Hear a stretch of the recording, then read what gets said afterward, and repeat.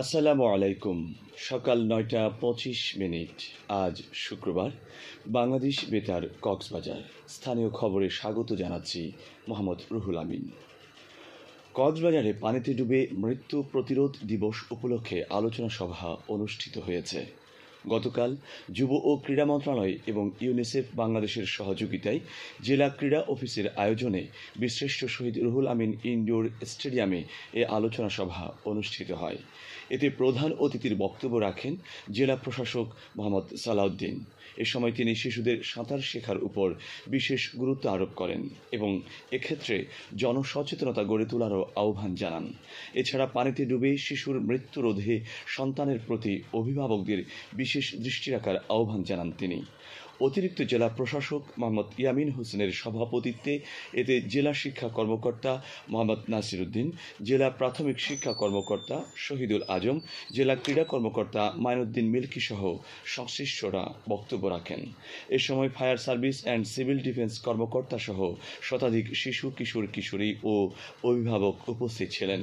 সভায় শিশুদের পানিতে ডুবে মৃত্যুর কারণ এবং এটি প্রতিরোধে করণীয় বিষয়ে আলোচনা অনুষ্ঠিত হয়।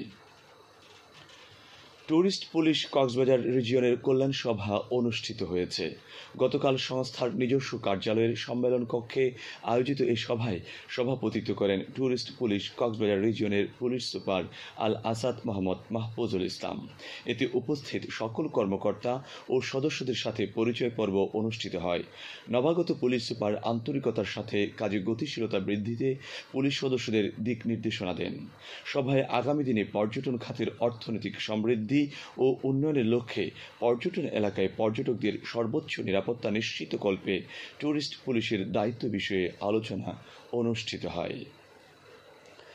উখিয়ায় শারদীয় দুর্গাপূজা উদযাপন উপলক্ষে এক প্রস্তুতি সভা অনুষ্ঠিত হয়েছে। গতকাল হলদিয়া পালং ইউনিয়নের পরিষদের উদ্যোগে অনুষ্ঠিত এই সভায় সভাপতিত্ব করেন ইউনিয়ন পরিষদের চেয়ারম্যান ইমরুল কায়েস চৌধুরী। সভায় হিন্দু সম্প্রদায়ের প্রধান ধর্মীয় উৎসব শারদীয় দুর্গাপূজায় আইন শৃঙ্খলা রক্ষা ও নিশ্চিদ্র নিরাপত্তা প্রদানের লক্ষ্যে মন্দিরসমূহের সর্বদলীয় কমিটি গঠন সহ বিভিন্ন উদ্যোগ গ্রহণ করা হয়। এ সময় উখিয়া থানার সাব ইন্সপেক্টর আনসার ভিডিপি কর্মকর্তা, পূজা উদযাপন কমিটির সভাপতি ও সাধারণ সম্পাদক, স্থানীয় জনপ্রতিনিধি, মন্দিরের পুরোহিত ও সংশ্লিষ্টরা উপস্থিত ছিলেন। উখিয়ায় অভিযান চালিয়ে নূর মোহাম্মদ বাদশা নামে এক চাঁদাবাজকে আটক করেছে র্যাব ১৫। গতকাল রাজাপালং ইউনিয়নের শিকদার বিল এলাকায় এই অভিযান পরিচালনা করা হয়। আটক ব্যক্তি একই এলাকার সৈয়দ নূরের পুত্র। র্যাব ১৫-এর অতিরিক্ত পুলিশ সুপার আবুল কালাম চৌধুরী এ তথ্য নিশ্চিত করে জানান, আটক নূর মোহাম্মদ বাদশা পরিবহন সেক্টরের শীর্ষ চাঁদাবাজ এবং মাদক পাচারকারী। আটক ব্যক্তিকে উখিয়া থানায় হস্তান্তর করা হয়েছে বলে জানান তিনি।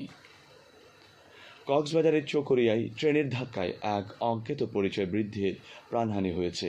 গতকাল চকরিয়া উপজেলার পূর্ব বড় ভেউলা এলাকায় এই দুর্ঘটনা ঘটে। Chakaria rail station master Farhad Bin Jafar Chowdhury জানান, চট্টগ্রাম থেকে কক্সবাজারগামী একটি ট্রেন পূর্ব বড় ভেউলা এলাকায় পৌঁছালে রেললাইন ধরে হাঁটতে থাকা এক বৃদ্ধকে ধাক্কা দেয়। এতে ঘটনাস্থলেই ওই বৃদ্ধের মৃত্যু হয়।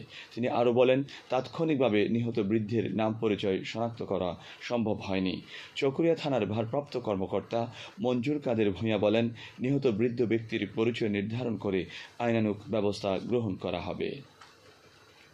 টেকনাফ উপজেলায় উঁচু জমিতে আগাম শীতকালীন শাকসবজির আবাদ শুরু হয়েছে। বাজারে শাকসবজির দাম বৃদ্ধি পাওয়ায় কৃষকেরা সবজি চাষে ব্যস্ত হয়ে সময় পার করছেন। কয়েকজন কৃষক জানান, চলতি মৌসুমে প্রচুর বৃষ্টিপাত হওয়ায় নিচু জমিতে আবাদকৃত শাকসবজি নষ্ট হয়ে পড়েছে। ফলে বাজারে শাকসবজির দাম অত্যন্ত বেড়ে গিয়েছে। তাই আমরা উপজেলা কৃষি অধিদপ্তরের সার্বিক সহযোগিতায় উঁচু জমিতে আগাম শীতকালীন সবজির চাষ শুরু করেছি। এতে আমরা যেমন আর্থিকভাবে লাভবান হব, তেমনি বাজারে শাকসবজির চাহিদা পূরণ হবে। উপজেলা কৃষি কর্মকর্তা মোহাম্মদ জাকিরুল ইসলাম জানান, চলতি মৌসুমে প্রচুর বৃষ্টিপাত চলমান থাকায় নিচু জমিতে আবাদকৃত শাকসবজির ক্ষেত নষ্ট হয়ে পড়ছে। ফলে বাজারে বেড়ে গেছে শাকসবজির দাম। তাই আমরা কৃষকদের সার্বিক সহযোগিতা দিয়ে আগামী শীতকালীন সবজির চাষ করার পরামর্শ দিচ্ছি। ইতোমধ্যে উপজেলায় ১২৫ হেক্টর জমিতে শীতকালীন শাকসবজির চাষ হয়েছে।